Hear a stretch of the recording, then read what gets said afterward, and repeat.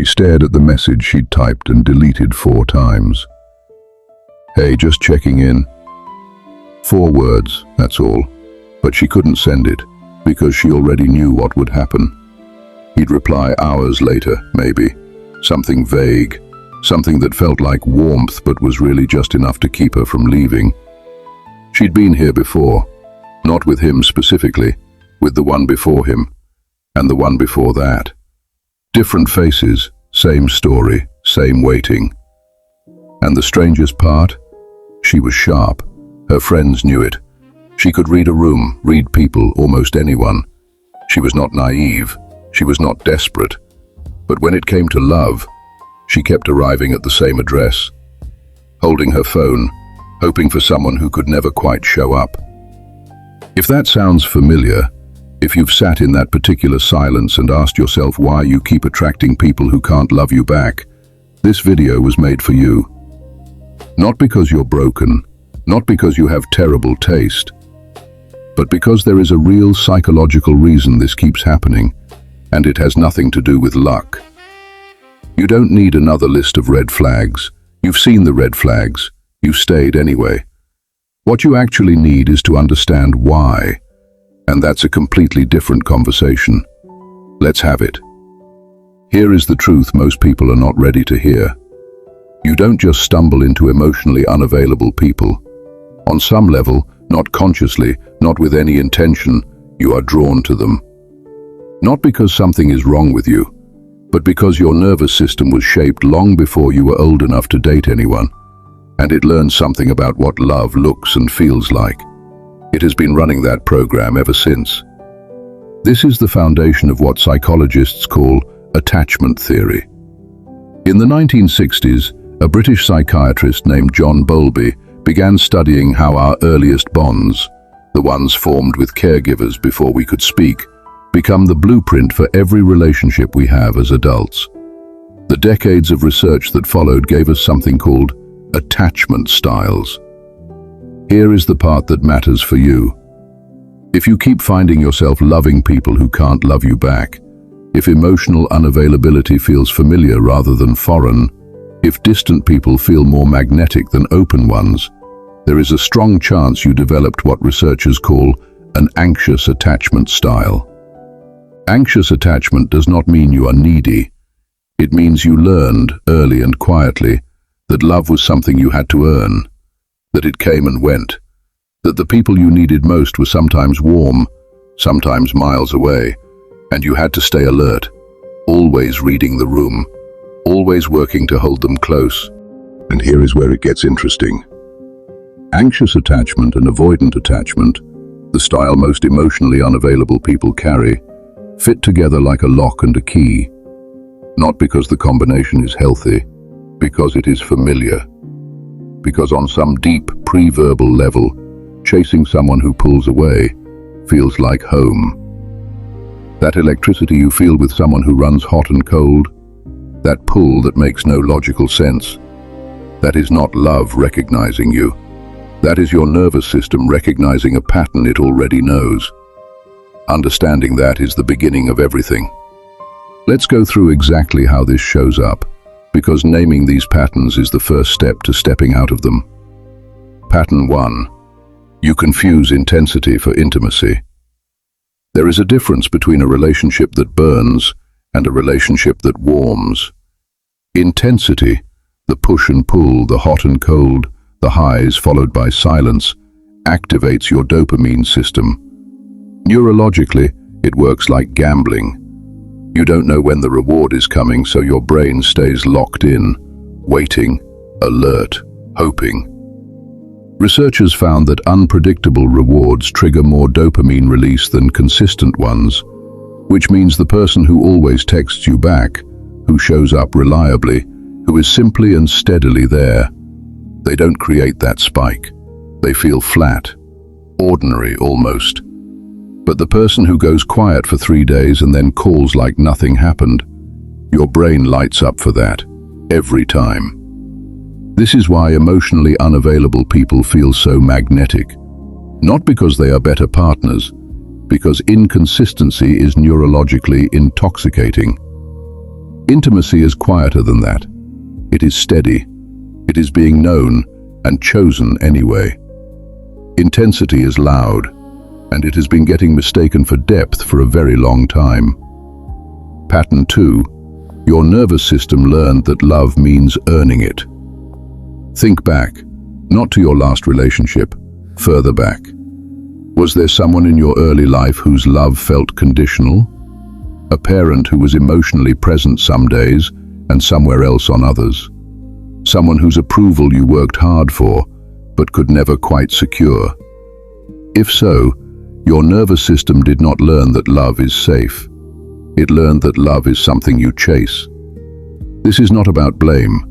Most people who raised you did the best they could with what they had. But the nervous system does not weigh intentions. It records experience. And if the experience was love that came and went, warm today, withdrawn tomorrow, it stored that pattern as its definition of what love is. So as an adult, when someone is consistently present, consistently warm, consistently safe, it does not feel like love. Something feels missing, like the relationship has no edge. But when someone pulls away, that is when you lean in, because reaching is what you were trained to call love. Psychologists refer to this as a trauma bond, not because something dramatic necessarily happened, but because your attachment system bonded to emotional inconsistency. Trauma bonding does not require crisis. It only requires enough unpredictability to keep the nervous system activated and searching. Pattern 3. You fall in love with potential. Nobody falls for an emotionally unavailable person thinking, "I love that they can't show up for me." You fall for who they could be. The glimpses, the moments when the wall comes down and something real shows through. The version of them they let you see at 2 a.m. when they finally talk, really talk. That person is real. You are not imagining them. But then the wall goes back up, and you are no longer fighting for the person who disappeared. You are fighting to get back to the one you saw for 20 minutes last Thursday. This is one of the most painful traps in relationship psychology. You are not in love with who they are. You are in love with who they almost are. And almost is not a place anyone can live. Pattern 4. Emotionally unavailable people feel safe in a strange way. This one does not get talked about enough. If you have been hurt before, and most people watching this have, then real vulnerability is terrifying. True intimacy means being fully seen, and being fully seen means being fully rejectable. An emotionally unavailable partner, without either of you realizing it, quietly removes that risk. If they cannot fully commit, you never have to fully show up either. You can pour everything into the pursuit without ever having to face the exposure of being truly known. The relationship stays in the safer territory of longing, which feels like love, but is actually a way of protecting yourself from it. This is not a character flaw, it is a defense mechanism, and it runs so quietly under the surface that you almost never catch it happening. Pattern 5. You believe love has to cost something. This one goes deepest. Somewhere along the way, many people who find themselves in these patterns absorbed a belief, not as a thought, but as a feeling, that they are not quite enough to be loved easily. That real love must require proof, must come after struggle, must be earned. So when someone loves you openly, without games, without withholding, they feel suspicious. Something must be wrong with them, or with the picture. You haven't worked hard enough for it yet. But when someone makes you prove yourself, that feels like the love means something, like you earned your place in it. The problem is, love was never supposed to be a test you pass. The people who love you most freely are not loving you less, they are loving you correctly.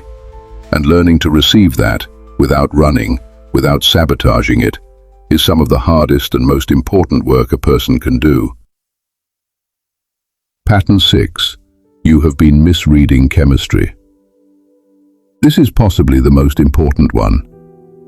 The feeling you get around emotionally unavailable people, the anxiety, the anticipation, the constant thinking about them, has been mislabeled in your mind as chemistry. It is not chemistry. It is your attachment system in distress. Your body is in a low-grade state of alert, and alert feels like alive. Alert feels like this person matters more than anyone else.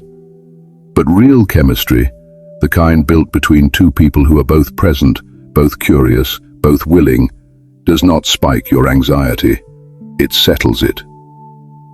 You have been chasing the spike for a long time. The way out begins the moment you learn to trust the calm. So now you have the picture. You know what is happening inside you, why it keeps pulling you toward the same experience, and why logic alone has never been enough to stop it. The next question is the one that actually matters. What do you do with it? The first and most important thing, and this is harder than it sounds, is to stop trying to control what was never yours to control. You cannot love someone into emotional availability. You can be more patient, more understanding, more present than anyone who has ever loved them. You can give the best version of yourself, consistently, for months. And if they have not done the internal work to meet you there, if their own attachment wounds are still running the show, none of that will be enough. That is not a reflection of your worth. It is simply the limit of what love from the outside can do.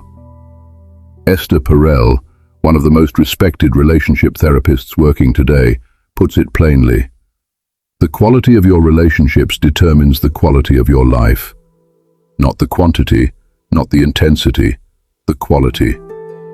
And a relationship built on anxiety, waiting, and the constant need to prove yourself is not a quality connection, no matter how much it feels like one in the moments when it's good. This is where a lot of people get stuck, because the relationship does feel good sometimes, maybe even often, and those moments are real, that warmth is real. But a relationship cannot be assessed by its best moments, any more than you can judge a storm by the seconds between lightning strikes. Dr. Sue Johnson, who developed emotionally focused therapy, describes the anxious avoidance cycle this way. Two people, both afraid, both reaching for connection in the only way they know how. The anxious partner pursues, the avoidant partner withdraws, and the more one pursues, the more the other withdraws, and the more they withdraw, the harder the other pursues. Neither person is the villain, both people are scared. Knowing that changes something. Because if the person you keep attracting is not withholding love out of cruelty, but out of fear, if their emotional unavailability is its own kind of wound, then your job is not to reach harder. Your job is to ask whether this is a wound you can wait on, or whether waiting is costing you something you can never get back. There is an idea, ancient but quietly true, that most of our suffering does not come from the situation itself. It comes from the story we build inside the situation. The gap between what happened and what we decided it meant. The 3 days of silence was painful, but the 3 days of silence, plus the inner spiral about what you did wrong, what it means about your value, whether you'll ever be enough, that is where the real damage lives. The situation has limits. The story you tell yourself about it is limitless, and you are the only one writing it. That is not a small thing. That is actually where all the power is. Learning to separate what is real from what your anxious mind constructed around it, that is the beginning of genuine healing. And it does not require a perfect partner. It does not even require them to change. It just requires you to see clearly. So here is where you actually go from here.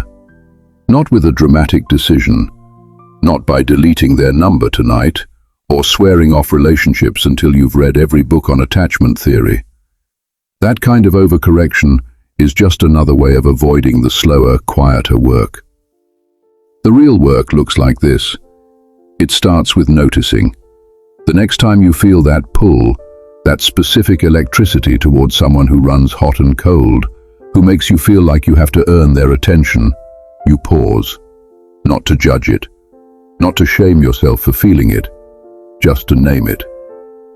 This is familiar. This is the pattern. That half second of recognition is more powerful than it sounds, because the pattern only has full control when it's running below the surface. Then it looks like getting honest about what you have been calling chemistry. Ask yourself, when you feel most drawn to someone, is it because you feel safe with them, or because you feel activated? There is a difference. Safe is calm, present, easy to breathe in. Activated is the spike, the anticipation, the reading between lines, the checking the phone. One of those is connection. The other is your nervous system doing what it was trained to do.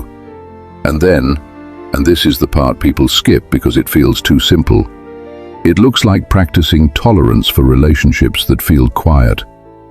The person who texts back without making you wait. The one who says what they mean. The one where nothing feels like a game. Your instinct might be to read that as boring, as lack of chemistry, as something missing. Stay with it anyway. Because what you are actually feeling in those moments is the unfamiliarity of being safe. And safe, for someone who learned to chase love, can feel almost uncomfortable at first. That discomfort is not a sign to leave. It is a sign that something is actually different this time. You are not broken. You are not too much. You do not have bad taste in people. You learned something about love early, and you have been faithful to that lesson ever since, even when it cost you. But lessons can be updated. That is what all of this is. If this hit close to home, share it with someone who needs to hear it. You probably already know exactly who that is. This is Life Lessons Archive.